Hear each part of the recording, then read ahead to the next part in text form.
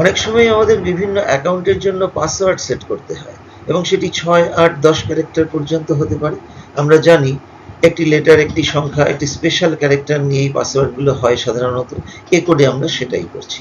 কিরকম? দুটো মডিউল নিচ্ছি, র্যান্ডম আর স্ট্রিং। এখানে পিডব্লিউ একটি স্ট্রিং ভেরিয়েবল যা 8 ক্যারেক্টার বিশিষ্ট একটি র্যান্ডম পাসওয়ার্ড জেনারেট করবে।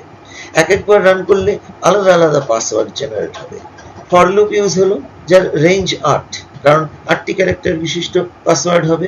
ভেতরে একটি করে ক্যারেক্টার জেনারেট হচ্ছে আর পিডব্লিউ ভেরিয়েবলের সাথে অ্যাড হচ্ছে।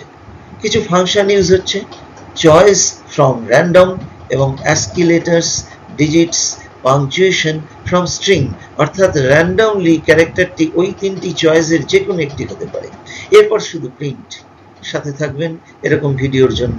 অবশ্যই ভুলবেন না সাবস্ক্রাইব করতে। খুব শীঘ্রই দেখা হচ্ছে।